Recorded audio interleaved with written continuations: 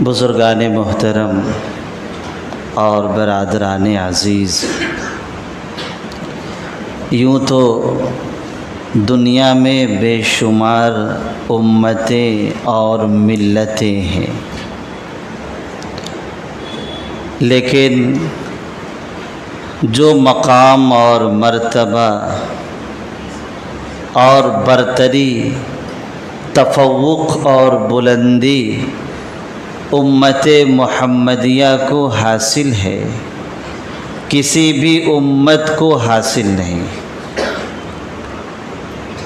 اللہ رب العزت نے قرآن کریم میں فرمایا، کنتم خیر امت اخرجت للناس تأمرون بالمعروف وتنہون عن المنکر، تم بہترین امت ہو، لوگوں کے نفع کے لیے نکالے گئے ہو، اچھی باتوں کا حکم دیتے ہو اور بری باتوں سے منع کرتے ہو۔ تو اس آیت میں اللہ رب العزت نے مسلمانوں کو ہی خیر امت کہا ہے۔ امت محمدیہ تو ویسے وہ بھی ہیں جنہوں نے آپ کی دعوت کو قبول کیا، اور امت محمدیہ وہ بھی ہیں جنہوں نے دعوت کو قبول نہیں کیا۔ ایک ہے امت اجابت اور دوسرے امت دعوت۔ جس نے آپ کی دعوت کو قبول کر لیا اور اسلام میں داخل ہو گئے اور اسلام کے پابند ہو گئے، وہ امت اجابت جیسے کہ ہم اور آپ ہیں۔ اور دوسری امت دعوت یعنی آپ صلی اللہ علیہ وسلم کی دعوت اس امت کو پہنچی، لیکن انہوں نے آپ کی دعوت کو قبول نہیں کیا۔ تو مسلمانوں کے علاوہ جتنے مذاہب ہیں، چاہے یہود ہو، نصرانی ہو، ہنود ہو یا کوئی بھی ہو، وہ سب کے سب آپ صلی اللہ علیہ وسلم کی امت ہے، سب آپ کی امت ہے، لیکن وہ امت دعوت ہے اور ہم امت اجابت ہیں۔ اور خیر امت جو کہا گیا ہے، امت اجابت یعنی مسلمانوں کو کہا گیا ہے کہ مسلمان بہترین امت ہیں، خیر امت ہے۔ اور یہ بلند اور بالا مقام اپنے فرض منصبی کی ادائیگی کے اعتبار سے اور شریعت کے پابند ہونے کے اعتبار سے حاصل کرتے رہیں۔ یعنی جو جس قدر شریعت کا پابند ہوگا، اسلام پر جس قدر عمل کرنے والا ہوگا، اس قدر اس کا مقام اور مرتبہ زیادہ ہوگا۔ یہ نہیں کہ سارے مسلمان ایک درجے کے، ایک مرتبے کے، ایک درجے کے سارے مسلمان نہیں ہیں، ان کے درجات میں تفاوت ہے، ان کے درجات میں فرق ہے، اس لیے کہ درجات کا تعین وہ اعمال کے اعتبار سے۔ اسلام پر قربانی دینے کے اعتبار سے ہے، اور اپنی عبادت کرتے ہوئے فرض منصبی ادا کرتے ہوئے ہے، اور فرض منصبی یہ ہے کہ آدمی خود بھی شریعت کا پابند رہے اور دوسروں کو بھی شریعت کی تلقین کرتا رہے۔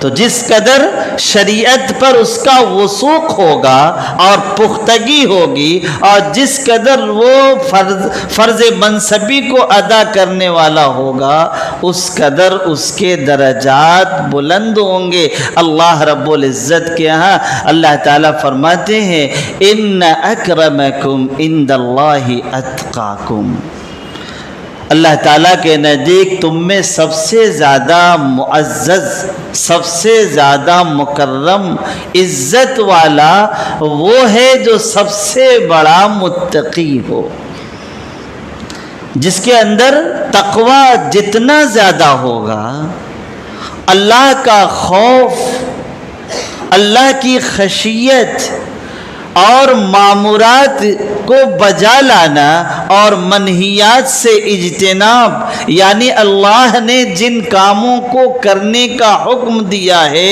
اس کو کرنا، اور جن کاموں سے منع کیا ہے اس سے رکنا، اور ہر وقت اللہ رب العزت سے ڈرتے رہنا، جس کے اندر ہوگا وہ سب سے زیادہ عزت والا ہوگا۔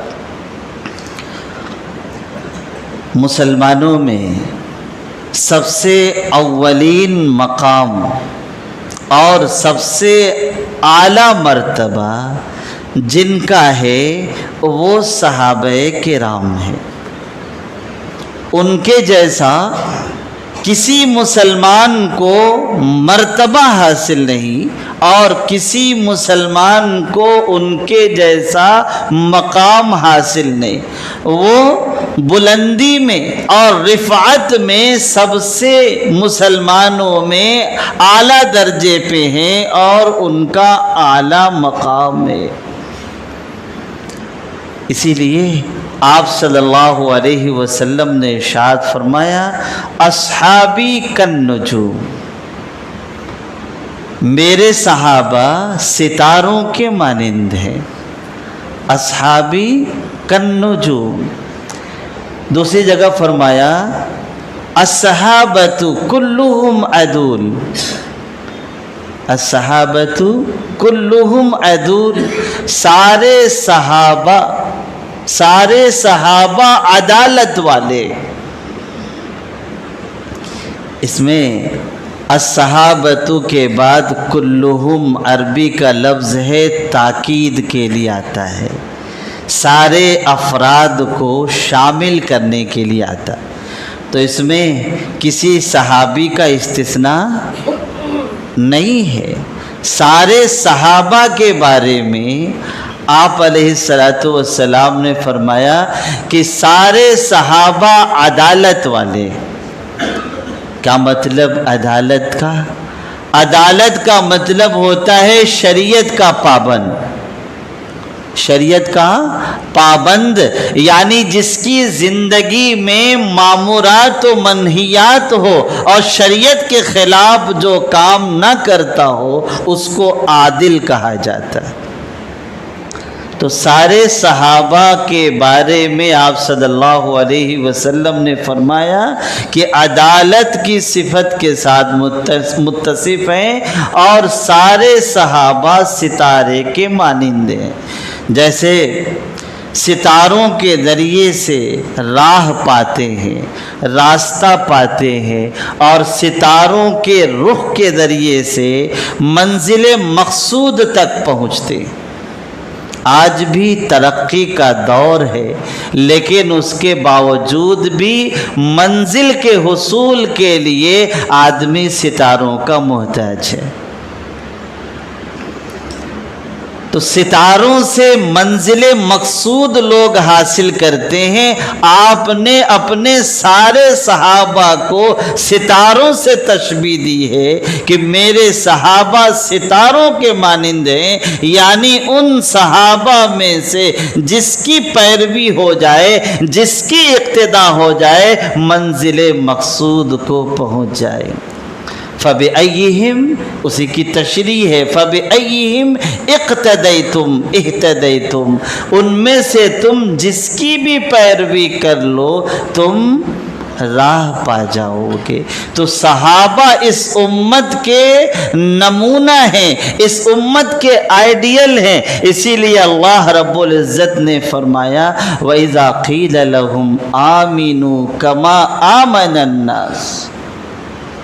منافقین کی قباحت اور ان کی شناعت اور ان کی برائی بیان کرتے ہوئے کہا گیا، جب ان سے کہا جاتا ہے آمینو، کما آمن الناس، ایمان لاؤ ایسے ہی جیسے کہ لوگ یعنی صحابہ ایمان لائے ہیں۔ تو کہتے ہیں انؤمن کما آمن السفہاء، کیا ہم ایسے ایمان لائے جیسے کہ یہ بیوقوف لوگ ایمان لائے ہیں؟ یعنی صحابہ کو انہوں نے نعوذ باللہ بیوقوف کہہ دیا۔ تو اللہ رب العزت نے فرمایا الا انہم ہم السفہاء، یہ جو کہنے والے ہیں وہی بیوقوف ہیں، اور وہ سمجھتے بھی نہیں کہ ہم بیوقوف ہیں۔ یعنی بیوقوف ہونے کے باوجود بھی آدمی اپنے کو بیوقوف نہ سمجھے، جاہل ہونے کے باوجود بھی اپنے آپ کو جاہل نہ سمجھے، تو وہ کبھی جہالت سے نہیں نکل سکتا۔ ہر کے ندانت و بدانت کی او دانت، در جہل مرکب عبد الدہر بمانت، جو نہیں جانتا اور یوں جانتا ہے کہ وہی جانتا ہے، تو ہمیشہ جہالت میں گرفتار رہتا۔ جو آدمی اپنے آپ کو جاہل سمجھتا ہے وہ سیکھتا ہے، اور جو اپنے آپ کو جاہل نہ سمجھے وہ سیکھے گا ہی نہیں۔ اس لیے یہ لوگ بیوقوف ہیں۔ تو صحابہ کرام رضوان اللہ تعالی علیہم اجمعین اس امت کے لیے نمونہ ہے۔ اس امت کا ایمان وہی معتبر ہے، اور اس امت کا طریقہ وہی معتبر ہے، اور وہی لوگ نجات پانے والے ہیں جو صحابہ کے طریقے پر ہوں۔ جیسا کہ آپ صلی اللہ علیہ وسلم سے پوچھا گیا کہ کون اتنے فرقے ہیں، کون نجات پانے والا ہے اللہ کے رسول؟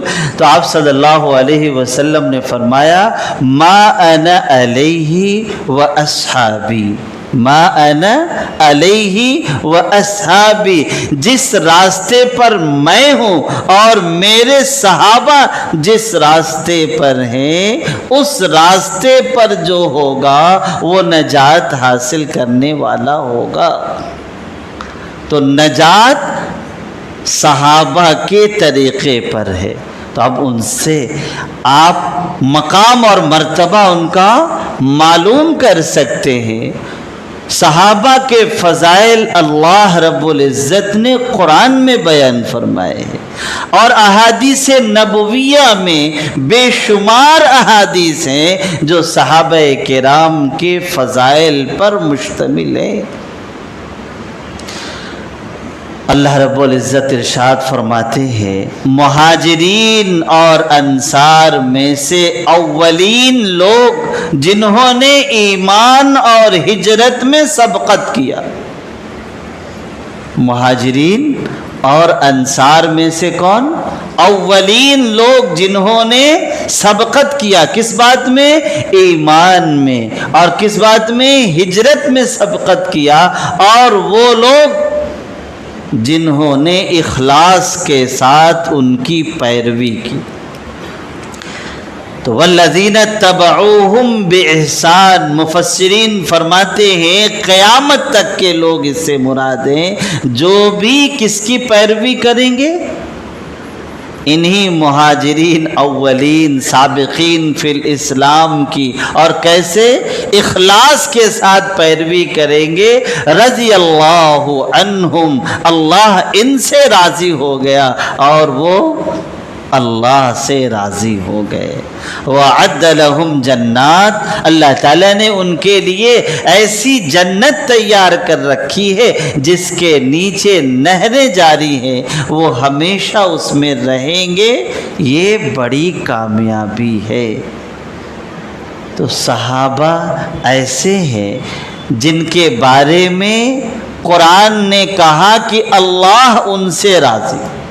تو رضا کا پروانہ، خوشنودی کا پروانہ اللہ رب العزت نے ان کو دیا ہوا ہے۔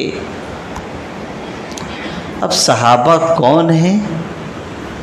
صحابہ کسے کہتے ہیں؟ علامہ ابن حجر عسقلانی رحمۃ اللہ علیہ نے صحابی کی تعریف کی ہے، الصحابی من لقی النبی صلی اللہ علیہ وسلم مؤمنا بہ ومات علیہ، کہ صحابی وہ ہے جس نے آپ صلی اللہ علیہ وسلم کی زیارت کی، جس نے آپ صلی اللہ علیہ وسلم سے ایمان کی حالت میں ملاقات کی، جس نے آپ صلی اللہ علیہ وسلم کو دیکھا یا ملاقات کی، آپ کی زیارت کی، آپ سے ملاقات کی ایمان کی حالت میں، اور ایمان کی حالت ہی میں اس کا انتقال ہو گیا، تو وہ صحابی ہے۔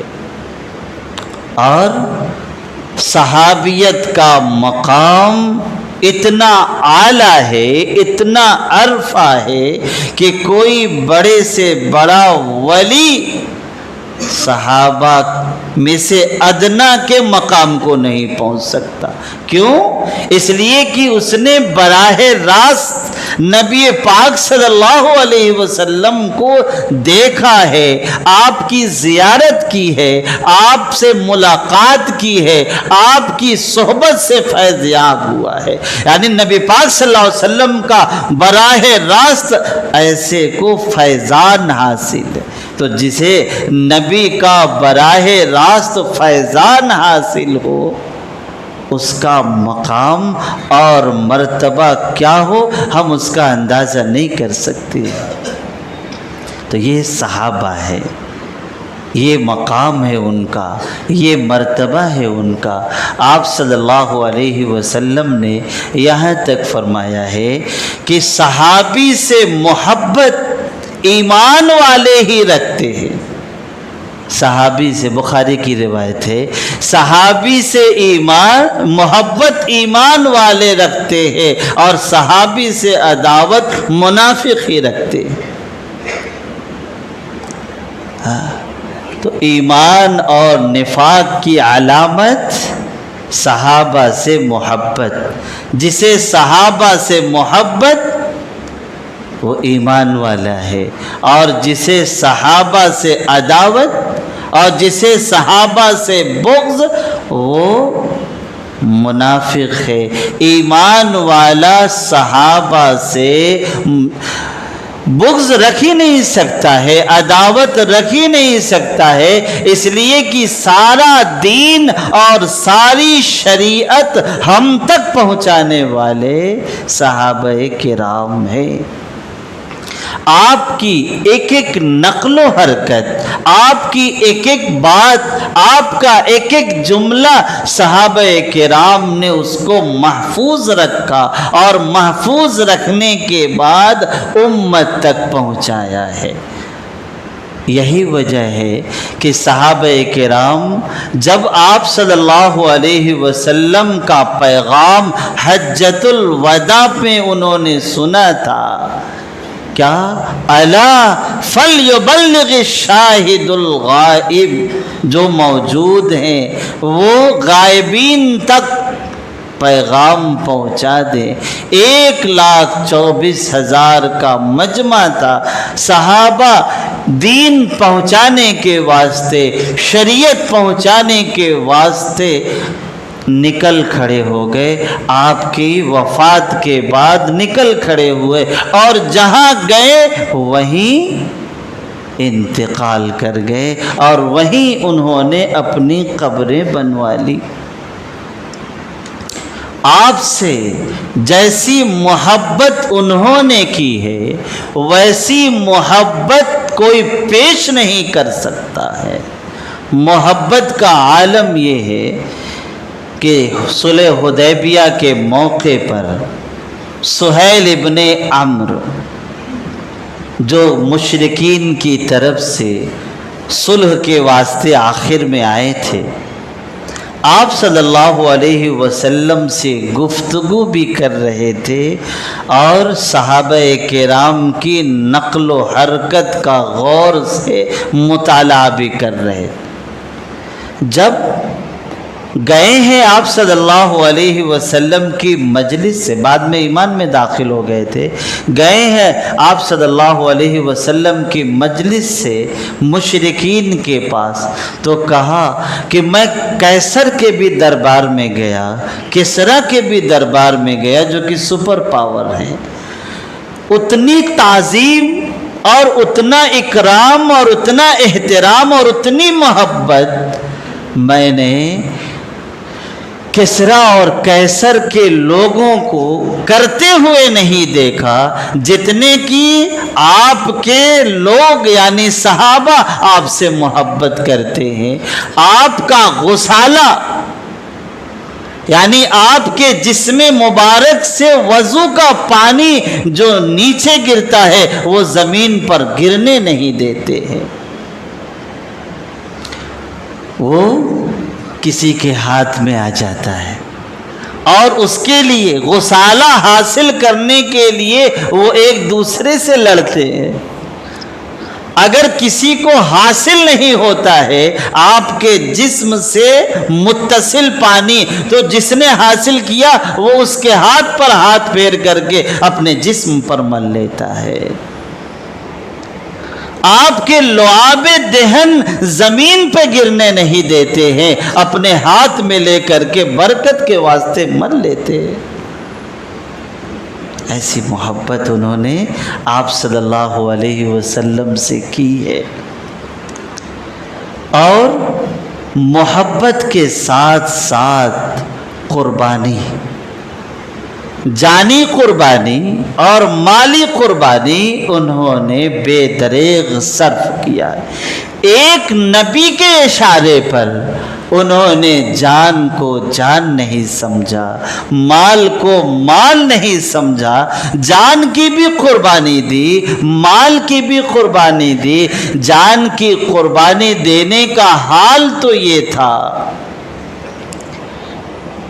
کہ شہید کرنے کے واسطے لائے گئے، اور ابو جہل کہتا ہے کہ بتاؤ خبیب، تمہاری جگہ نبی کو قتل کر دیا جائے تمہیں گوارا ہے؟ تم بچ جاؤ۔ کہا قتل تو دور کی بات ہے، مجھے تو یہ بھی گوارا نہیں ہے کہ میں زندہ رہوں اور نبی کو کوئی کاٹا چبھے۔ ایسے صحابہ تھے، ایسی محبت، جان پیش کیا۔ تمام غزوات میں صحابہ کرام نے اپنی جان کا نذرانہ پیش کر دیا۔ غزوہ بدر کے موقع پر آپ صلی اللہ علیہ وسلم لڑنے کے واسطے نہیں گئے تھے، ابو سفیان کے تجارتی قافلے کے حصول کے واسطے گئے تھے، لیکن اتفاقاً مشرکین سے مقابلہ ہو گیا۔ بیعت عقبہ میں انصار سے یہ وعدہ تھا کہ مدینہ میں رہتے ہوئے دشمن حملہ آور ہوں گے تو ہم دفاع کریں گے، باہر رہ کر کے مقابلے کا وعدہ نہیں تھا۔ تو جب 1000 کا کیل کاٹوں سے لیس لشکر اور ادھر 313، پورے 313 میں صرف 2 گھوڑے، کتنے؟ 2 گھوڑے، 6 زرہ اور 8 تلوار، 1000 مسلح فوج کا مقابلہ 313، اور وہ بھی صرف اس میں 8 تلوار۔ کسی کے ہاتھ میں نیزہ ہے، کسی کے ہاتھ میں لاٹھی ہے، کسی کے ہاتھ میں ڈنڈا ہے، بے سر و سامانی کا عالم ہے۔ آپ نے صحابہ کو جمع کیا اور مشورہ لیا، اور موضوع سخن جو تھے وہ انصار تھے، لیکن مقداد ابن اسود کندی رضی اللہ تعالی عنہ وہ کھڑے ہوئے اور کہا اللہ کے رسول، آپ جو ہمیں حکم دیں گے، جہاں کہیں گے ہم تیار ہیں۔ ہم بنو اسرائیل کی طرح آپ سے یوں نہیں کہیں گے اذهب انت وربک فقاتلا انا ہاہنا قاعدون، کہ آپ جاؤ، آپ کے رب جاؤ اور جا کے لڑو، ہم تو یہیں بیٹھے رہیں گے، بلکہ ہم تو آپ کے واسطے جان کی بازی لگانے کے واسطے تیار ہے۔ یہ جملہ آپ نے سنا، خوشی سے آپ کا چہرہ منور ہو گیا۔ حضرت عبداللہ ابن مسعود رضی اللہ تعالیٰ عنہ فرماتے ہیں کہ مقداد کا یہ جملہ میرے لیے پوری دنیا اور دنیا کی ساری چیز سے محبوب ہے۔ تو غزوہ بدر میں کیسی قربانی دی، نہتے 313 اپنے سے 3 گنا مشرکین کا مقابلہ کیا۔ احد میں تھوڑی سی غلطی کی وجہ سے مشرکین ہر طرف سے حملہ آور ہونے لگے تو صحابہ نے آپ کا احاطہ کر لیا، اپنی پیٹھ پر تیر روک رہے ہیں، تیر ان کی پیٹھ میں چبھ رہا ہے اور اس کو برداشت کر رہے ہیں، کیا نبی کو تیر نہ لگ جائے۔ کبھی آپ صلی اللہ علیہ وسلم فکر مندی میں اچک اچک کر کے دیکھتے تھے تو صحابہ کہتے ہیں اے اللہ کے رسول آپ اپنے سر کو نیچے رکھیے، کہیں مشرکین کا تیر آپ کو نہ لگ جائے۔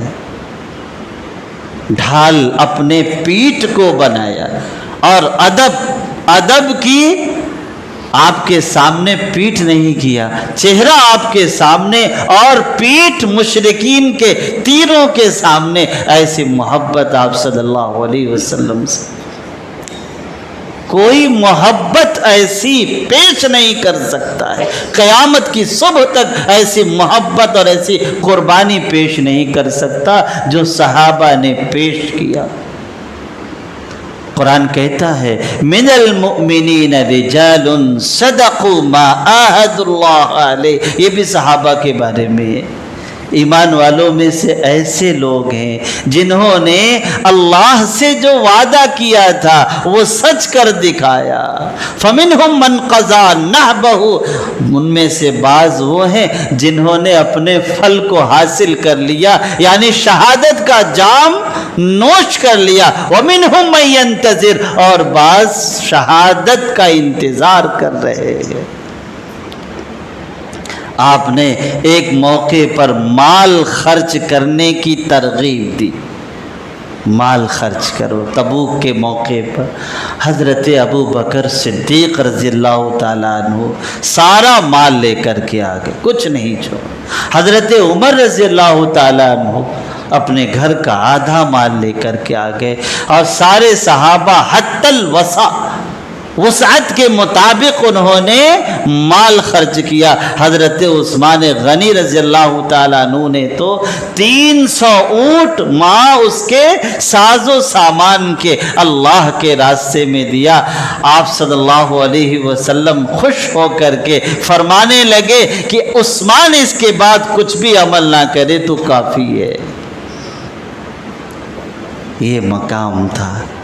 تو ہمارے اوپر صحابہ کرام کی تعظیم، ہم پر اور ہماری نسلوں پر اور قیامت تک کے آنے والے سارے مسلمان پر یہ ذمہ داری ہے کہ صحابہ کرام کا احترام کرے، صحابہ کرام کی تعظیم کرے، ان کا اکرام کرے اور ان کی پیروی کرے اور ان کو اپنا نمونہ بنائے اور ایسے ہی اعمال اختیار کرے جیسا کہ صحابہ نے عمل کیا۔ لیکن افسوس ہے بہت سے لوگ ایسے ہیں جو صحابہ کی ویسی تعظیم نہیں کرتے جیسے کہ صحابہ کی تعظیم کا حق ہے، اور بعض تو ایسے ہیں کہ صحابہ میں فرق کرتے ہیں کہ بعض کی تعظیم اور بعض پر طعن و تشنیع کرتے ہیں۔ حالانکہ صحابہ کرام کی بے حرمتی کرنا ناجائز اور حرام ہے۔ آپ صلی اللہ علیہ وسلم نے فرمایا لا تسبوا اصحابی، میرے صحابہ کو برا بھلا مت کہو، گالی مت دو انہیں، برا بھلا مت کہو، اس لیے کہ اگر تم میں کا کوئی احد پہاڑ کے برابر سونا خرچ کرے تو ان کے وہ ایک مد یا آدھے مد کے برابر بھی نہیں پہنچ سکتا۔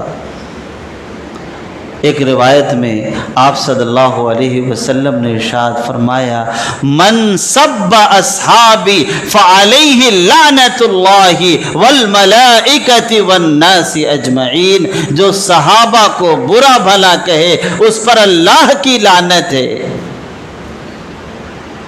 فرشتوں کی لعنت ہے اور سارے لوگوں کی لعنت ہے، سارے لوگوں کی لعنت ہے۔ اس لیے صحابہ کرام کا احترام اور ان کا اکرام ہر مسلمان پر لازم اور ضروری ہے، اور ان کے جیسی اپنی زندگی کو پیش کرنا اور ان کو اپنا نمونہ بنانا لازم اور ضروری ہے۔ کسی بھی صحابی کو طعن و تشنیع کرنا، برا بھلا کہنا یہ جائز نہیں۔ ایک واقعہ بتا کر کے بات ختم کرتا ہوں۔ عبداللہ ابن مبارک رحمۃ اللہ علیہ بڑے محدثین میں سے ہیں، امام بخاری کے استاذ۔ ان سے کسی نے پوچھا کہ حضرت امیر معاویہ کا مقام بلند ہے یا اویس قرنی کا؟ صحابہ میں سے ایسے کو لیا جس کے بارے میں لوگ تھوڑے طعن و تشنیع کرتے ہیں کچھ لوگ، اور ادھر ولی میں سے اویس قرنی کو لیا جن کے بارے میں آپ نے حضرت عمر سے کہا کہ اگر اویس قرنی سے ملاقات ہو جائے تو اپنے لیے دعا کریں۔ تو یہ سوال کیا کون دونوں میں برتر ہے؟ تو حضرت عبداللہ ابن مبارک رحمۃ اللہ علیہ نے فرمایا کہ امیر معاویہ نے اللہ کے راستے میں نبی صلی اللہ علیہ وسلم کے ساتھ جہاد کیا، جس گھوڑے پر سوار اس گھوڑے کے ناک کے بال میں جو گرد و غبار لگا وہ اس کے برابر بھی اویس قرنی نہیں ہے۔ کچھ بات سمجھ میں آئی؟ یہ مقام ہے صحابہ کرام کا، اور مقام نبی پاک صلی اللہ علیہ وسلم سے محبت، الفت، آپ کی زیارت اور آپ کے واسطے جان مال سب قربان کرنے کی وجہ سے ہے۔ تو ہمیں ضروری ہے کہ ہم کیا کریں؟ صحابہ کا اکرام کریں، ان کی تعظیم کریں اور ان کو برا بھلا نہ کہیں، سارے صحابہ کو ایک جیسا رکھ کر کے ان کو اپنا نمونہ بنائے اور ان کے جیسا عمل کریں۔ اللہ رب العزت ہم سب کو عمل کی توفیق عطا فرمائے۔ وآخر دعوانا ان الحمد للہ رب العالمین۔